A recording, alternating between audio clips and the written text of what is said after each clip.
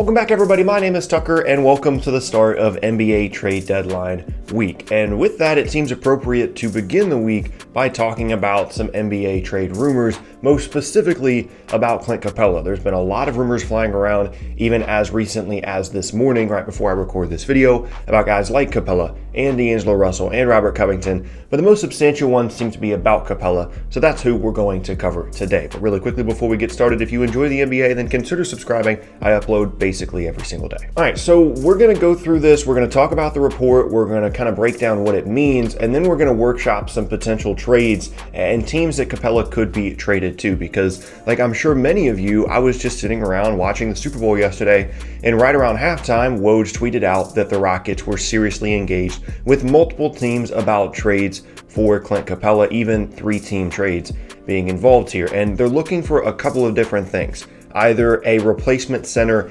and a wing to help them a little bit more defensively on the perimeter, or a replacement center and the draft capital in exchange for Capela to then go and find a wing from another team, thus some of those 3-team deals that I talked about. Now, interestingly, there were some tweets going around as well yesterday. I think it was Mark Stein that tweeted this. It's pretty well known throughout the league that the Sunday immediately before trade deadline, typically the trade deadline is on a Thursday. This year it's Thursday at 6 p.m. Eastern. Typically that Sunday prior, which often is the Super Bowl, it's pretty well known around the league that everybody is going to relax. They're going to take the last day with their families before what's going to be a crazy week, have a big meeting on Monday, and then we'll potentially see some trades moving forward here. So I would imagine that if this Capela trade does happen, it's going to be between Tuesday and then that Thursday deadline. Okay, so let's talk about some actual tangible trade stuff here. And when I was looking at teams, it was actually a little bit difficult to find teams that were willing to make a trade with the Rockets in exchange for what they want, because the center position really depends on how a particular team values a particular player, because the Rockets believe obviously that if they trade away Capela, they can get a replacement level center that is cheaper, that doesn't bring 100% of what Capela does, but brings like 85 to 90% of it, and also get a wing in exchange. And so you have to find a team that would rather have this slightly more expensive, but giving you 100% of, all the rim protection and rim running stuff that Capela does, rather than the replacement level guy that they obviously already have because they're willing to trade him away. So first, let's talk about the Denver Nuggets. Now, these trades are things that I just kind of put together, right? It's not like these are going to be exact value. These are going to vary in value, and these are more just conversation starters than me actually saying, hey, this trade is going to happen. Starting off with the Denver Nuggets.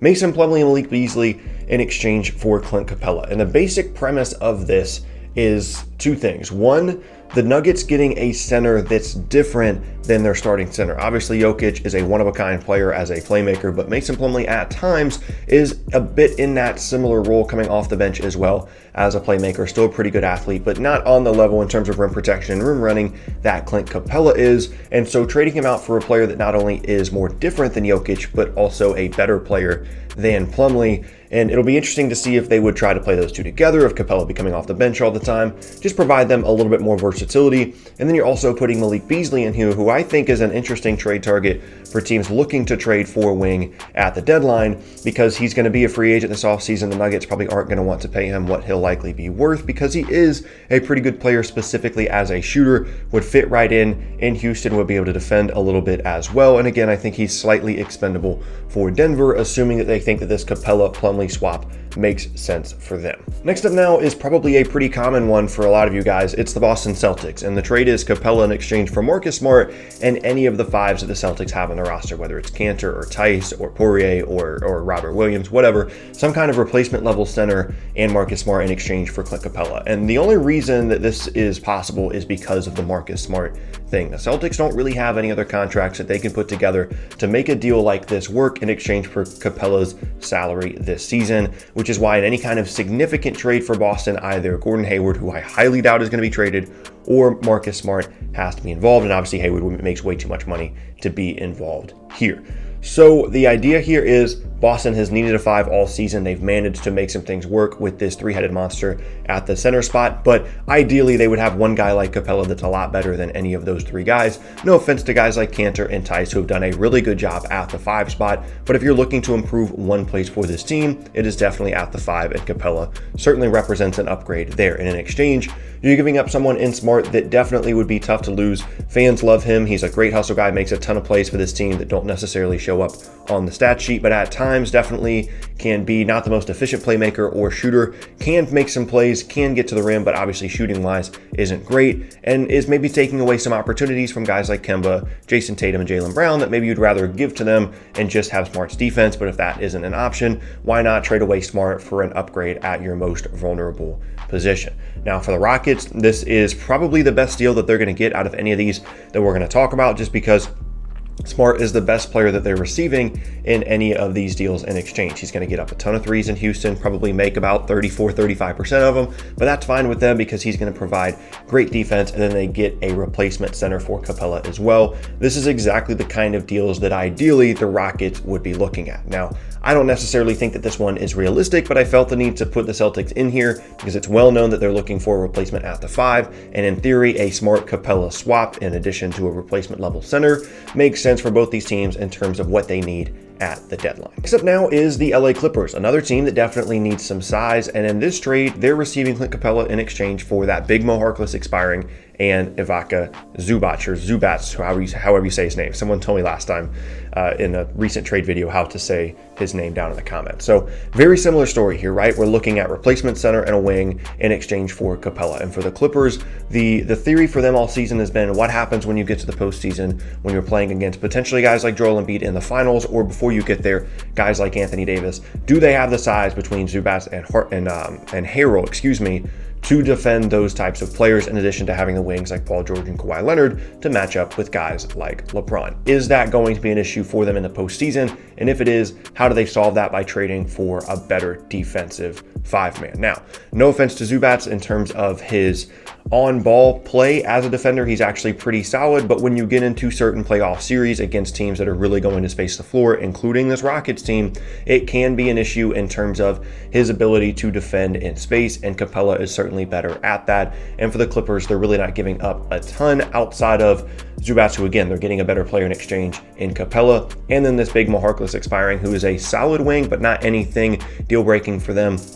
And he's probably going to end up on a different team at some point if the Clippers are going to make a move. So for the Clippers, they get their size. They do give up 2 rotation players, but they upgrade at the 5, which is going to be pretty significant for them in the postseason. And the Harkless loss isn't a huge deal because they should be pretty big candidates on the buyout market to replace him with a wing. And then on the other hand, for the Rockets, they're getting their replacement level center. They're getting their wing. They're spreading Capela's value out throughout their roster to help them a little bit more on the perimeter while maintaining about 85% of what he provides at the 5 spot. With Zubats, all of this makes sense among the premises that we've heard in every single report to this point about Capela. And then the last trade that we're going to talk about here, and then we'll get to kind of some general things about Capela. It's the San Antonio Spurs receiving Capela in exchange for DeMarre Carroll and Jakob Poeltl. Now, not a ton of value here. Maybe there's some draft picks involved, but it is a similar premise. Poeltl is a pretty good defensive center that certainly needs work on the offensive end, but can do some things for Houston, should be able to, finish at the rim a little bit, set good screens, pretty good defensively, and there's your replacement level 5. And then you've got DeMarre Carroll, who signed a contract with the Spurs this offseason, had a pretty good year last year with Brooklyn, has been a little bit up and down at times, but someone that can defend, someone that can make shots, provides them a little bit more size on the perimeter, and again, is exactly what they're looking for. This probably is the least amount of value out of any of the trades that we've talked about to this point for Houston, so maybe this would be a 3-team situation, or there would be draft picks involved as well. But again, similar premise, and I think the Spurs would at least be interested in trading for someone like Capela in order to shore up their defense, play LaMarcus Aldridge at the 4 a little bit more often, as opposed to having to play him at the 5 at times, and again, not giving up a ton. Now, having said that,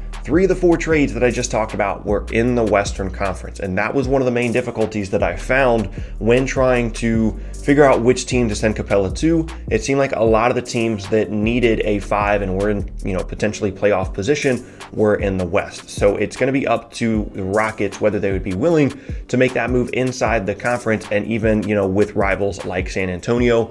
Maybe that decreases the likelihood of Capela getting traded in general, but specifically in the Western Conference, which is why I think the Boston scenario is so interesting, even if it is ultimately probably the most unrealistic of any of these trades that I discussed to this point in the video. So at the end of the day, if they can find the right team, I think out of all the other trade rumors we're hearing about, the Rockets are the most motivated to move Capela because he's been in and out of the lineup as it is with injuries this season, is currently recovering from an injury. And with their mindset, they can play guys like PJ Tucker at the 5, they can get a replacement level 5, and they definitely need more help on the perimeter, on the wing, specifically defensively. And this would be pretty much their only avenue in which to make that happen. They don't really have any other tradable assets on their roster at the moment. And so if they want to attempt to improve their team rather than just stand pat with AR and probably get like the 5th or 6th seed and get knocked out in the first round of the playoffs, they need to at least look at moves like this. So I would not be surprised if, whether it's to any of these teams or a different team or a 3-team deal that's slightly more complicated, we do see Clint Capela on a different team by this time Friday. It would be really interesting to definitely see which team he ended up going to. And as always, I'll be covering as many trades as I can this week. I don't know if I'm going to do an individual video for every single trade, but it is going to be a busy week. And I'm really excited to see where Capela, as well as all these other players, potentially get traded to. But that is going to be the end of today's video. And I thank you all very much for watching. Once again, my name is Tucker. If you missed any of my previous videos, then be sure to check out the boxes on screen. Thanks again, and I'll see you all next time.